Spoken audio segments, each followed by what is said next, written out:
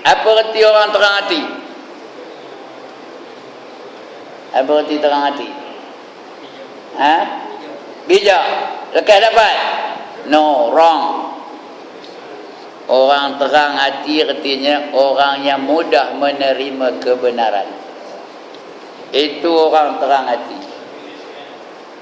Orang yang tak hendak menerima kebenaran tu orang bingung kan?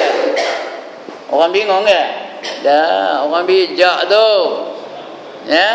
Tapi kadang-kadang dia menyangka otak dia lebih baik daripada Tuhan. Dia menyangka dia lebih bijak dari Tuhan. Lalu dia tak mahu menerima kebenaran. Walaupun benda tu ada dalam Quran, ada dalam hadis, tapi dia tak mahu menerimanya. Pasal apa? Pasal dia hatinya gelap. Hati gelap, tak mahu menerima kebenaran. Lantaklah panggil ustaz dari mana, dari langit sekalipun, dia takkan mahu berubah. Dia kira pendapat dia je, tak mahu mendengar nasihat orang lain. Dia kira dia je.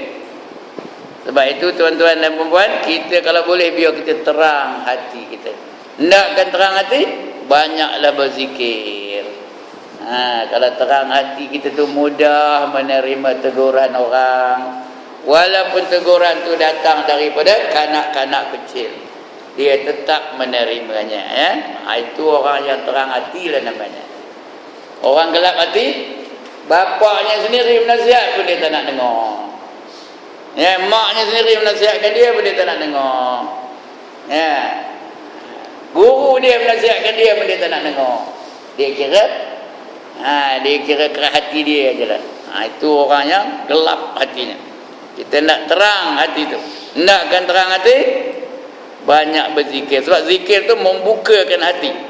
Mendatangkan cahaya di hati kita. Bila ada cahaya, macam malam ni ada cahaya, nampak tak?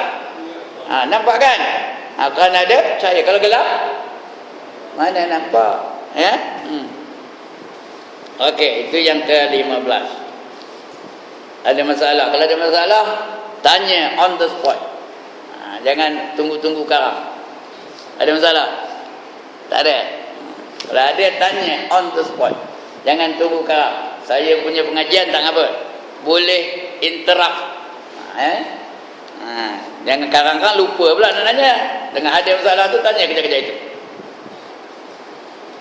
Itu yang ke-15. Yang ke-16, as-sadisatu asyara, at-tayuqudhu.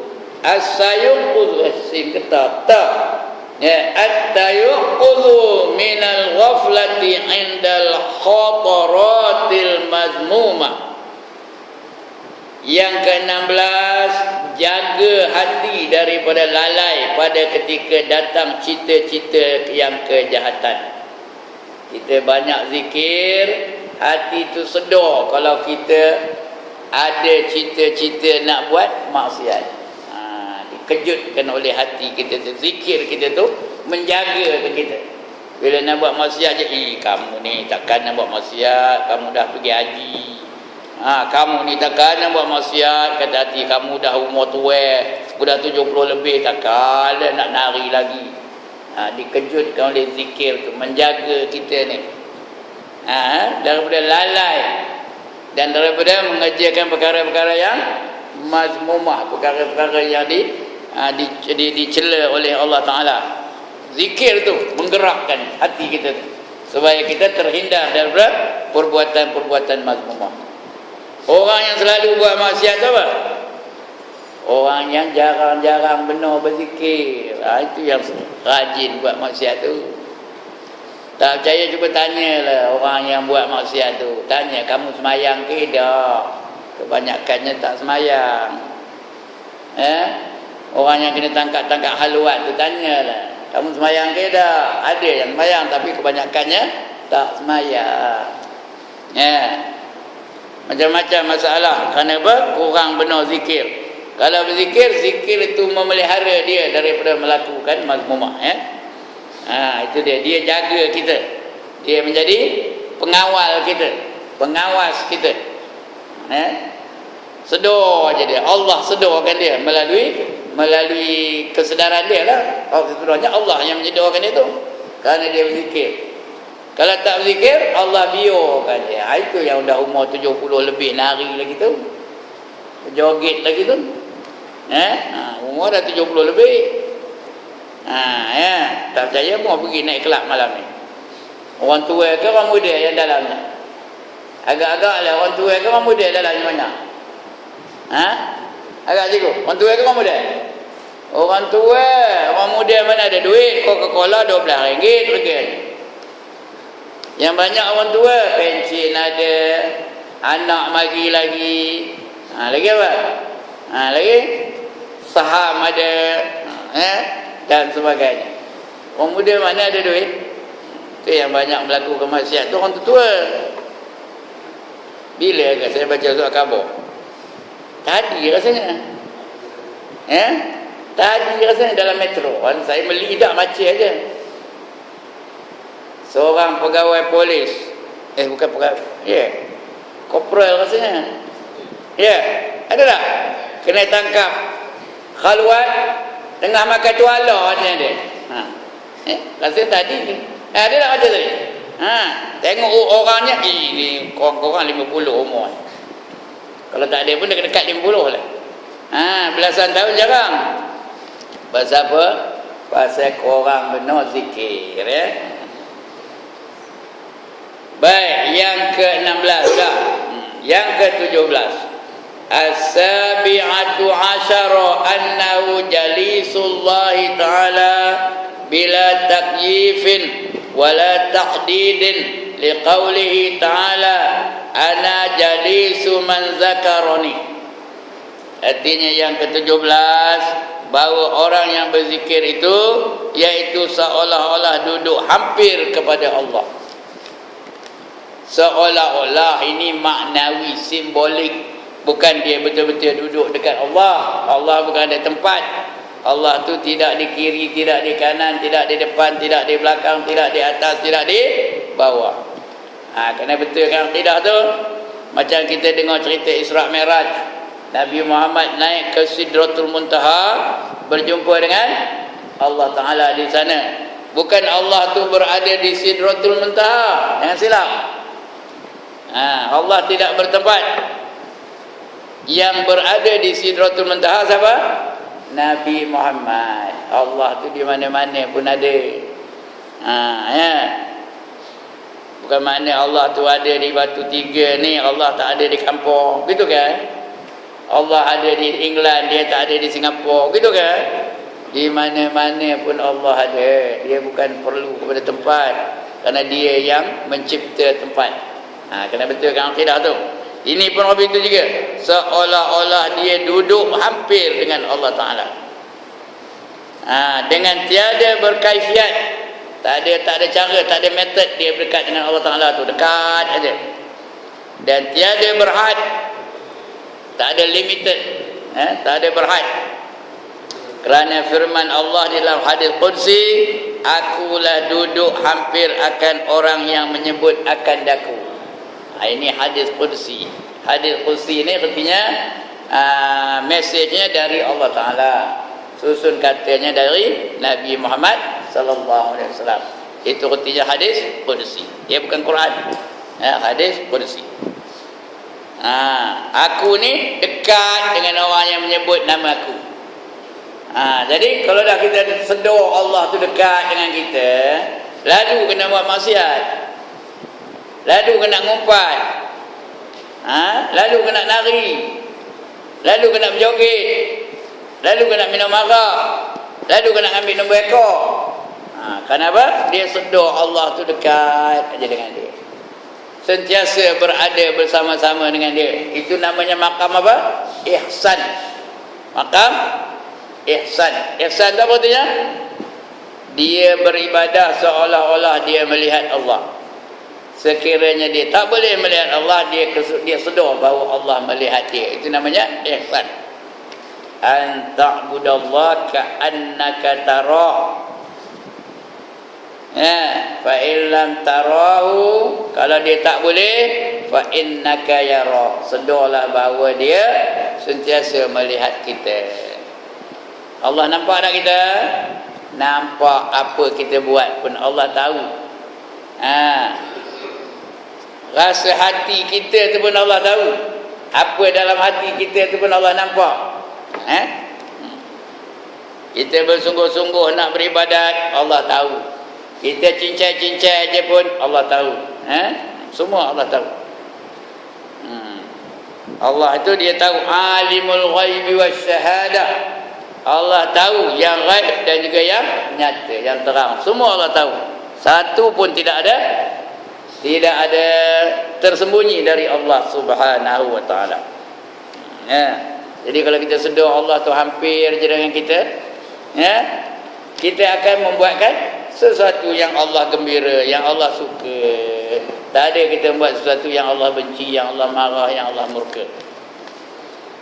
Kemudian yang ke-18, as-saminatu asyara, tuftahu lahu abwabus samawat li suhudil malaikati bizikri.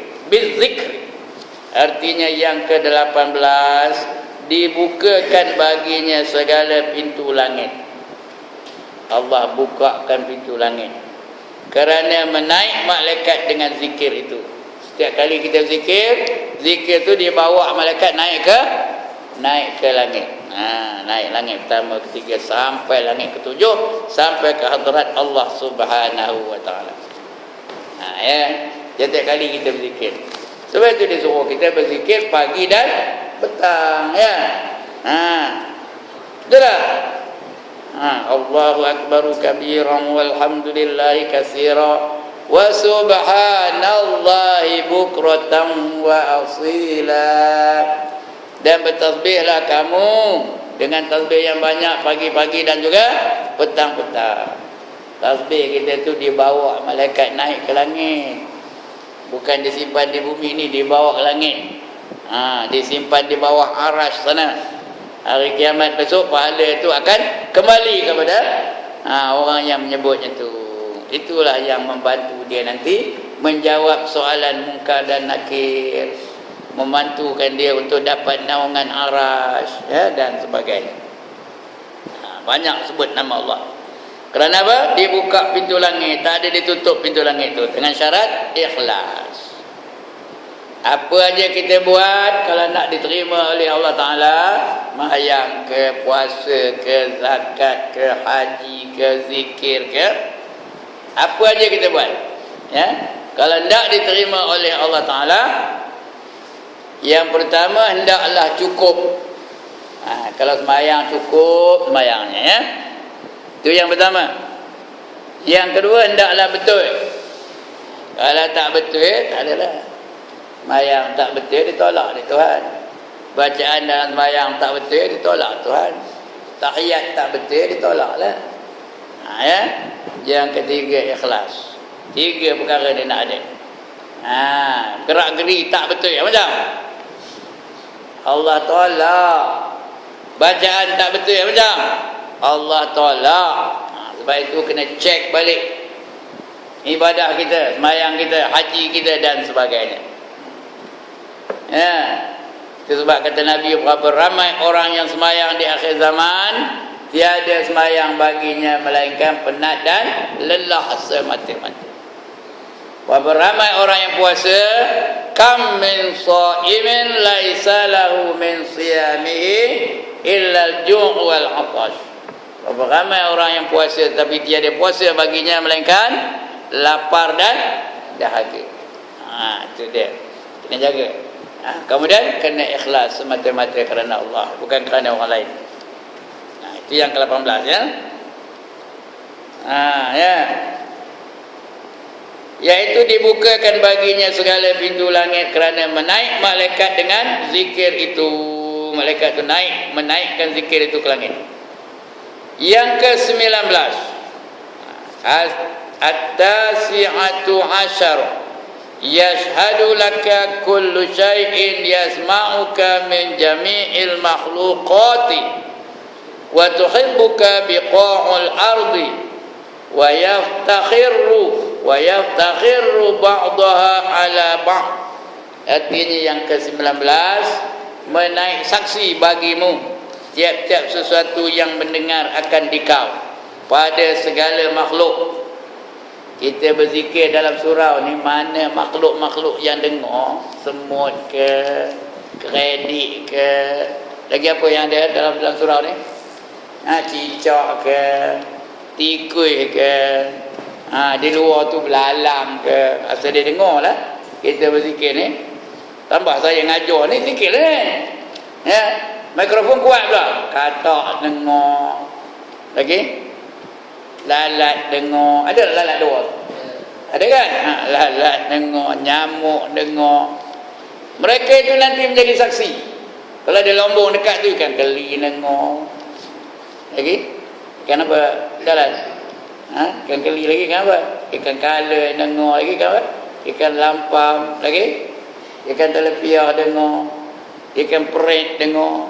Tahu ikan peret, dengar belakang. Mereka besok nanti menjadi saksi. Betul dia ada berzikir, kata ikan keli. Betul dia ada berzikir, kata kredit. Betul dia ada berzikir, kata apa? Kata tikus. Kalau ada tikus nyawa tu dia dengar tu. Nanti mereka itu menjadi saksi. Ya, menaik saksi bagimu tiap-tiap sesuatu yang mendengar akan dikau daripada makhluk. Daripada makhluk, dan kasih akan dikau oleh segala tempat bumi. Bumi itu kasih. Duduk atas lantai, lantai itu kasih. Nyandur pada dinding, dinding itu kasih. Ya, tak kira lah. Ya. Cuma yang eloknya duduk zikir ni macam mana? Yang eloknya macam tahiyat awal. Ya. Macam tahiyat awal, itu yang baiknya. Tapi tak lalu lama, saya pun tak lalu lama. Ya, nombor 2 baik ialah bersila. Nombor 3? Nombor 3 apa? Nombor 2 baik, silap, minta maaf. Nombor 2 baik macam tahiyat akhir. Nombor 3 bersila.